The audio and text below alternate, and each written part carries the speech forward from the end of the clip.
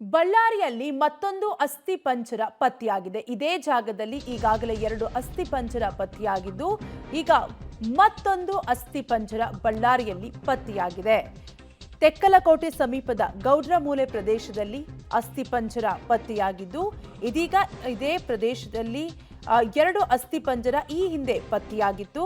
ಅಂದ್ರೆ 5,000 ವರ್ಷಗಳ ಹಳೆಯ ಅಸ್ಥಿ ಪಂಜರ ಇದೇ ಜಾಗದಲ್ಲಿ ಪತ್ತೆಯಾಗಿದ್ದು, ಈಗ ಮತ್ತೆ ಅಸ್ಥಿ ಪಂಜರ ಪತ್ತೆಯಾಗಿದೆ. ಅಮೆರಿಕಾದಿಂದ ಅಧ್ಯಯನಕ್ಕಾಗಿ ತಂಡ ಬಂದಿದ್ದು, ಎಲ್ಲ ಅಸ್ಥಿ ಪಂಜರಗಳನ್ನ ಕಾರ್ಬನ್ ಡೇಟಿಂಗ್ ಟೆಸ್ಟ್ಗೆ ಕಳುಹಿಸಲು ನಿರ್ಧಾರವನ್ನು ಕೂಡ ಮಾಡಲಾಗಿದ್ದು, ಸದ್ಯಕ್ಕೆ ಉತ್ಖನನ ಕಾರ್ಯವನ್ನು ಸಂಶೋಧಕರು ನಿಲ್ಲಿಸಿದ್ದು, ಸ್ಥಳಕ್ಕೆ ಬಳ್ಳಾರಿ ಎಸ್ಪಿ ಸುಮನ್ ಡಿ ಪನ್ನೇಕರ್ ಭೇಟಿ ನೀಡಿ ಪರಿಶೀಲನೆಯನ್ನು ಕೂಡ ನಡೆಸಿದ್ದಾರೆ.